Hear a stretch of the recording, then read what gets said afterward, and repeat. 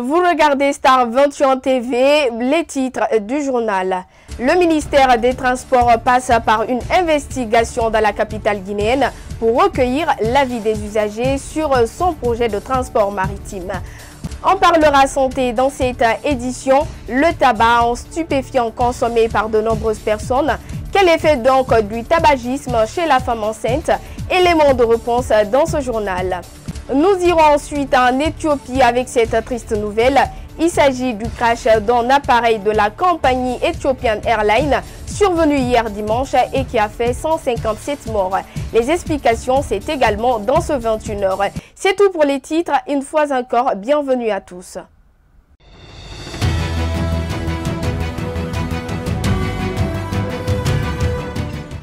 Tout d'abord, pour cette année 2019, le département du plan et du développement économique et social entend mettre en œuvre le suivi et l'évaluation du dispositif institutionnel du programme national de développement économique et social. L'annonce a été faite ce lundi devant la presse. Dans la même lancée, la vision Guinée 2020-2040 a également été abordée au cours des débats. Oumar Sow nous en dit davantage.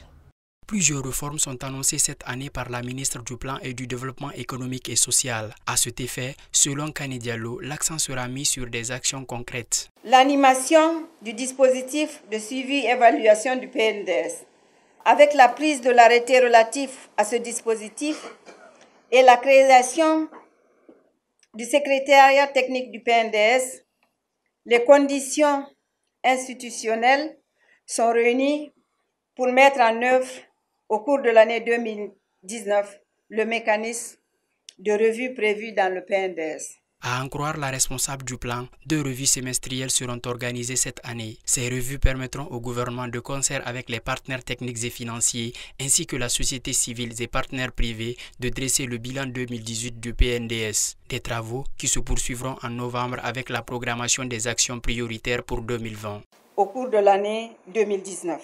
Le ministère entend par là terminer la mise en place au sein de la Direction nationale des investissements publics de la plateforme intégrée de gestion des investissements publics. À cet effet, une attention particulière sera accordée au déploiement et à la fonctionnalité de l'outil au niveau des différents ministères. Dans le cadre toujours des activités ciblées, la ministre du Plan et du Développement économique et social entend procéder au démarrage du programme national de renforcement de capacité pour une durée de 3 ans. Ce programme a été conçu comme une réponse au déficit de capacité de gestion, de développement, déficit dont la persistance est de nature à compromettre la réussite du PNDS. La formulation de ce projet est avancée, un document existe. Son coût est estimé à 23 millions de dollars des États-Unis. L'ambition du ministère du Plan est de démarrer dans le courant de l'année la mise en œuvre de cet outil de programmation. La réhabilitation du processus de planification 2040 n'est pas en reste parmi les réformes annoncées. La vision 2040 porte sur 5 plans successifs. Le premier plan, c'est celui du PNDS 2016-2020. Donc, c'est un processus continu. Il n'est pas dit que toutes les actions ou tout ce qui est prévu en matière d'investissement et programmation est prévu pour une courte période, mais gardons à l'esprit la vision à moyen et long terme. C'est ce qui est le processus naturel de planification. Il faut préciser qu'un atelier de vulgarisation en appui à la mise en œuvre du PNDS a été lancé récemment. Il va s'élargir jusqu'à la fin de ce mois de mars.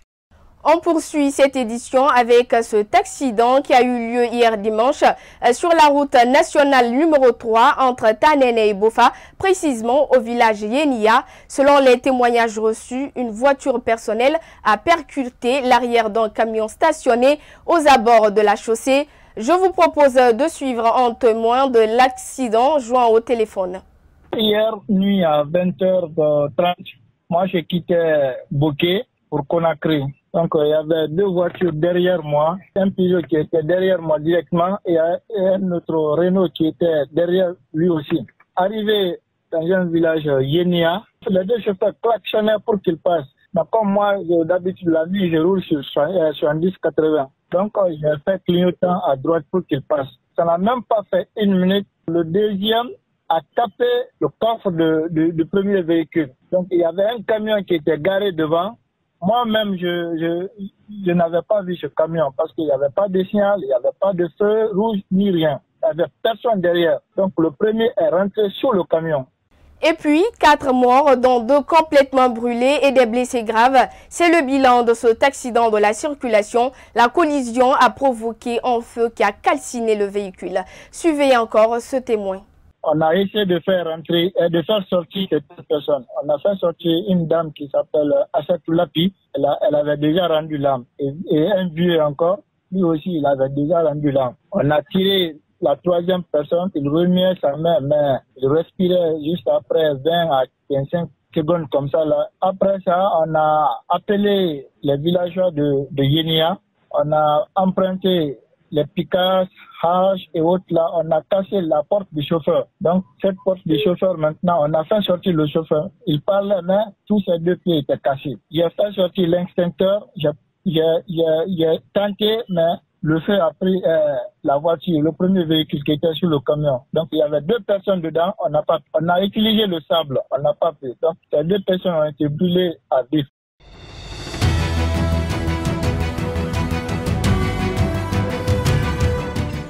Je vous le disais en titre, ce lundi, dans la matinée, une équipe de sondage était dans la rue pour parler de transport maritime avec les usagers. C'est une initiative du ministère des Transports. La démarche vise à mettre en place des Airbus maritimes pour faciliter le déplacement dans la capitale guinéenne, des moyens de transport qui vont assurer le déplacement des citoyens sur les côtes de la capitale Conakry. Aliou Diallo nous fait le point. Une situation inhabituelle dans la circulation routière. Des véhicules sont stoppés par des agents en uniforme. Mais le hic, il ne s'agit pas d'un contrôle policier, plutôt un sondage d'opinion sur la problématique du transport maritime. Il s'agira d'interroger 1600 personnes pour déterminer le besoin dans ce secteur. Une initiative pilotée par la société navale guinéenne. L'accueil a été satisfaisant, ils ont été très sympas. C'est pas évident qu'on vous arrête en plein matin pendant que vous allez travailler et qu'on vous demande des choses qui semblent très distantes même. L'approche fait que quand vous leur dites pourquoi ils sont arrêtés, ils prennent plaisir au débat et beaucoup nous ont donné même des idées. En fait, c'est quoi? Qu'est-ce qu'on recherche? Transport maritime, d'accord, il n'y en a pas en Guinée. Il faut booster maintenant pour au moins faciliter la mobilité urbaine. Comme dans les villes à Dakar, comme dans les villes à Abidjan, pour ceux qui ont voyagé du côté de la Côte d'Ivoire, il y a les bateaux mousses qui font le Kodjoro, Abidjan, Trècheville. Ici, on a que nos Magbana, nos taxis-motos et nos véhicules personnels. Ce sondage se fait sur la base des questions-réponses. Des agents sur le terrain se disent confrontés à quelques difficultés. Cependant, le résultat obtenu est encourageant. Depuis qu'on a commencé, il y a certains problèmes. Parce qu'avant de mettre en place, nous voulons d'abord des adhérents. Voir si nous pouvons, si les gens sont intéressés sur ce transport. Donc notre projet, c'est basé sur ça. On a fait notre mieux quand même. On a fait notre mieux. Pour certains usagers de la route, voir ces bateaux assurer le transport entre les différentes communes et le centre-ville sera un ouf de soulagement. Si on allait faire ça, ça allait pleurer tout le monde, surtout nous les fonctionnaires, parce que nous souffrons énormément. Depuis le matin, chaque jour, on quitte à 5h30, 6h pour rentrer en ville vers 9h et quelques. Vous-même, vous voyez. Donc vraiment, nous prions les autorités pour qu'on fasse ça immédiatement. En attendant la réalisation de ce projet, les citoyens restent toujours confrontés au problème du transport urbain. Et direction le quartier Bambeto dans la commune de Ratoma où une ONG humanitaire travaille dans le cadre de la réinsertion des enfants déshérités. L'opération consiste à récupérer les enfants abandonnés dans la rue, les entretenir avant de les orienter dans les ateliers de métier. Aujourd'hui, ce centre est confronté à des sérieux problèmes. Notre reporter Alpha Bakar Sank Diallo est allé à leur rencontre. Suivez. Nous sommes au quartier Bambeto. Ici existe un centre de réinsertion des enfants déshérités. Récupérés dans la rue, ces enfants sont orientés dans de divers métiers pour apprendre. Aide aux enfants déshérités, déjà ça existe d'abord depuis 3 décembre 2015. De total, on a 43 enfants tout. Les enfants, on l'a eu, ces enfants-là, au gare routière Bamboto, au centre émetteur Kipé, mais grâce aussi à la brigade de recherche Kipé, qui nous a beaucoup accompagnés pour rapport à ces enfants-là, puisque c'est là-bas qu'on se trouve ces enfants. Si vous remarquez, la nuit, à centre émetteur Kipé, la nuit, vous allez voir des enfants de 8 ans, 9 ans, 10 ans qui ramassent les bidons, qui versent de l'eau sale pour aider, pour avoir du manger. C'est ces enfants-là qu'on a récupérés aujourd'hui. On a envoyé au centre ici et est en train de faire du métier, de différents métiers aujourd'hui. Après plusieurs années d'existence, ce centre humanitaire reste confronté à de sérieuses difficultés. Les enfants dorment sur des matelas à l'état piteux, d'autres sur de vieux fauteuils. À cela s'ajoute la demande du propriétaire du domaine de quitter. C'est au centre ici, nous sommes là ici aujourd'hui avec de grandes difficultés. Des difficultés d'abord pour avoir des locales, puisque là où nous sommes menacés pour quitter là-bas, puisque le propriétaire de là-bas veut revenir là-bas. Donc ça n'appartient pas à nous. On a même parti au chef de quartier. Le chef de quartier a fait un papier entre moi et la propriétaire de la cour là-bas. Donc nous nous donné du délai d'ici le fin mois d'avril qu'on quitte dans ces lieux. Donc on n'a pas eu d'abord de local. On a pleuré tous les médias pour qu'ils nous aident à de bonnes volontés, pour qu'ils nous aident à avoir des locales là où les enfants vont rester. Malgré toutes ces difficultés, le fondateur arrive à nourrir les enfants grâce aux revenus de ses activités professionnelles. C'est grâce à de bonnes volontés aujourd'hui qu'on est en train de nourrir les enfants là, puisque vous avez vu que là où nous sommes ici, c'est s'il y a des clients qu'on gagne, on fabrique les menuiseries, fabrique les portails, certains font la soudure, moi je fais la tapisserie et la décoration rideau.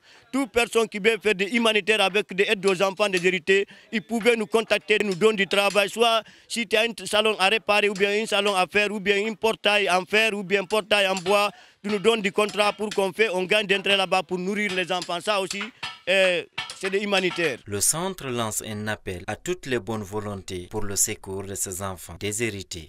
Autre facette de l'actualité, la mise en circulation des nouveaux billets de 2000 francs guinéens est mal perçue par certains citoyens. Dû à son usage, ils sont nombreux dans la capitale guinéenne à confondre ces billets de 2000 à ceux de 20 000 francs, ce qui crée parfois une polémique. Le constat avec Aminata Keita et Alassane Souma. L'usage des nouveaux billets de 2000 francs guinéens devient un casse-tête sur certains citoyens de la capitale. Chauffeurs, vendeurs pointent tous du doigt le gouvernement. Franchement, les billets de 2000 là nous fatiguent parce que même moi, il y a une dame qui est venue ici, elle a pris beaucoup de denrées. J'ai pensé que c'était les billets de 20 000. J'ai même restitué la monnaie. C'est après son départ que je me suis rendu compte que c'était les billets de 2000. La population avait vraiment besoin des billets de 1000 francs, comme les pièces aussi. Hier nuit, un passager m'a donné 2000 francs guinéens pour 2 tronçons. Le tout faisait 3000 francs guinéens, mais j'ai confondu pour le restituer 17 000 francs. Je demande aux autorités de nous aider à avoir des petites coupures. Franchement, ces nouveaux billets de 2000 francs ne nous arrangent pas du tout. Toutefois, ces billets de 2000 francs sont apparus afin d'assainir la circulation fiduciaire et à sécuriser davantage des signes monétaires. Un acte que déplore cet économiste. Normalement, pour mettre un nouveau sigle de monnaie ou une nouvelle coupure, il faudrait que l'économie demande ou les citoyens réclament. Mais si vous regardez très bien aujourd'hui dans les transactions entre Guinéens, on a beaucoup plus de problèmes de petites coupures. Là, pour question de monnaie à partir de 500 francs. Il était louable pour répondre à des besoins socio-économiques en matière de monnaie. Selon lui, la mise en circulation des grandes coupures sur le marché a plusieurs impacts sur l'économie guinéenne, mais surtout engendre la pauvreté dans le pays. N'oubliez pas que le grand problème que pose au niveau de la monnaie en Guinée, c'est que le déficit public depuis l'indépendance n'a été financé essentiellement que par la création monétaire. C'est cette situation qui a engendré le glissement de nos monnaies nationales. Ces nouveaux billets, ce qui est beaucoup plus probable, engendreront des conséquences importantes au niveau du social et au niveau économique, par conséquent la pauvreté. A rappeler que ces nouveaux billets de banque intègrent les nouvelles innovations de l'industrie fiduciaire, selon le gouverneur de la Banque centrale.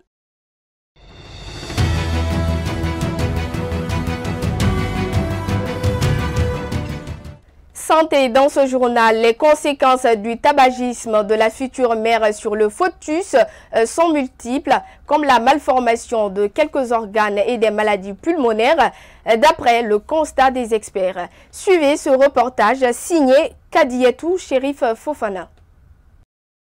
Le tabagisme chez les femmes enceintes est un risque non négligeable car la nicotine qui passe à travers le placenta est absorbée par le fœtus, autrement appelé par les médecins le tabagisme passif in utero. Par ailleurs, le monoxyde de carbone provenant de la fumée des cigarettes passe dans le sang du fœtus et peut priver partiellement le fœtus d'oxygène. La femme enceinte qui fume, la fumée, le tabac et son contenu va passer dans le sang. Et comme l'enfant profite du sang de la mère pendant la grossesse, à travers la circulation donc fœtale, donc ces produits vont arriver au niveau du fœtus. Donc les conséquences d'abord, c'est l'enfant va naître avec un petit poids de naissance.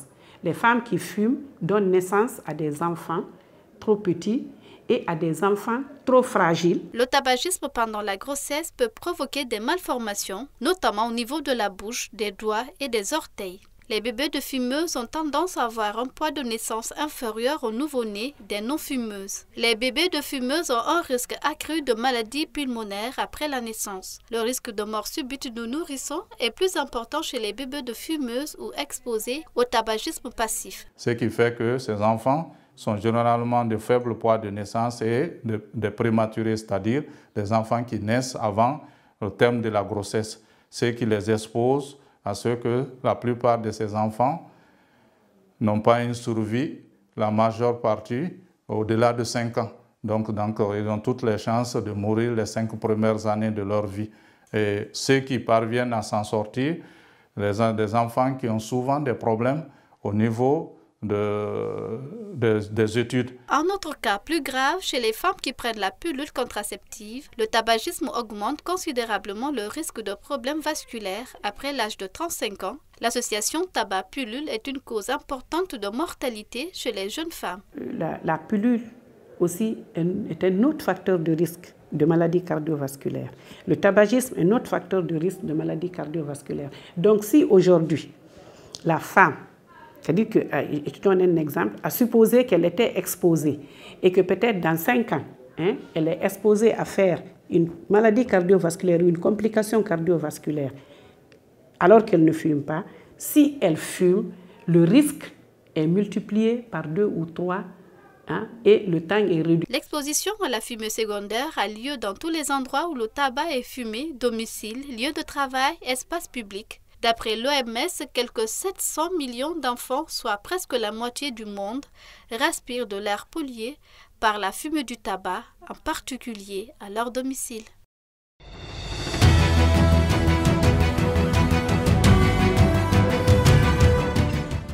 Comme annoncé en titre sur le continent, le Boeing 737 d'Ethiopian Airlines qui effectuait la liaison Addis Abeba-Nairobi s'est écrasé dimanche matin peu après le décollage et les 157 personnes dont de nombreux étrangers qui se trouvaient à bord ont péri dans l'accident. Le pilote a mentionné qu'il avait des difficultés et qu'il voulait rentrer et il y a eu l'autorisation de faire demi-tour et de repartir vers Addis Abeba. L'avion devait atterrir à Nairobi vers 10 h. Il s'est engouffré dans un champ près du village de Touloufara à l'extérieur de la ville de Bishoftu, environ 60 km au sud-est de la capitale éthiopienne. Suite à ce drame, le PDG du groupe Ethiopian Airlines a annoncé les dispositions prises pour élucider les circonstances de ce crash. Suivez. We are deeply saddened again and we express our deepest sympathies and condolences to the families, friends and relatives of our bereaved passengers. It is a brand new airplane with no technical remarks, flown by senior pilots, and there is no cause that we can attribute at this time. But as you know, it is international practice that international investigators, Ethiopian civil aviation investigators, and also from the aircraft manufacturer from the US, the NTCB will be participating in the investigation. Les législatives en Guinée-Bissau, quelques 760 000 inscrits étaient aux urnes ce dimanche pour un scrutin à la proportionnelle à un tour, avec pour la première fois un minimum de 36% de femmes candidates sur les listes des 21 partis en lice pour 102 sièges à pourvoir. Les premiers résultats sont attendus demain mardi. Ce sont les élections les plus disputées de l'histoire de la Guinée-Bissau après une crise politique de près de 4 ans et demi, plus de 20 ans. Aucun gouvernement n'a terminé son mandat, interrompu par un coup d'État. Les Bissau-Guinéens votaient dimanche avec l'espoir que ces élections législatives contribueront à sortir d'une interminable crise au sommet de l'État. Ce petit pays lusophone d'Afrique de l'Ouest, longtemps réputé pour son instabilité. Toujours sur le continent, les Nigériens étaient de nouveau aux urnes ce samedi pour élire les futurs gouverneurs et représentants des assemblées locales des États. Un scrutin où le parti du chef de l'État, Mohamedou Buhari, espère conforter sa victoire avec la présidentielle de fin février. Le Congrès progressiste APC au pouvoir contrôle 22 des 36 États de la Fédération nigérienne, tandis que le Parti démocratique populaire PDP du candidat malheureux à la présidentielle, Atiku Abubakar, en détient 13. Le président algérien Abdelaziz Bouteflika a regagné dimanche l'Algérie où il fait face à une contestation inédite en 20 ans de pouvoir à l'issue de 2 semaines d'hospitalisation en Suisse pour des examens médicaux. Son retour que laissait supposer l'atterrissage sur une base militaire au sud d'Alger d'un appareil aux couleurs algériennes ayant décollé de Genève a été confirmé officiellement par la présidence algérienne. Dimanche, des milliers de lycéens ont à leur tour défilé à travers le pays contre la candidature à un 5e mandat que brigue Abdelaziz Bouteflika. Le 18 avril prochain et une partie du pays a suivi un appel à la grève générale lancé sur les réseaux sociaux. Depuis le 22 février, les Algériens descendent massivement dans la rue pour demander au chef de l'État qui a fêté ses 82 ans durant son séjour en Suisse de renoncer à briguer un 5e mandat. Il faut rappeler que les séquelles d'un AVC ont empêché Bouteflika de s'adresser de vive voix à ses concitoyens autant pour moi depuis 2013 et ont rendu rares ses apparitions publiques.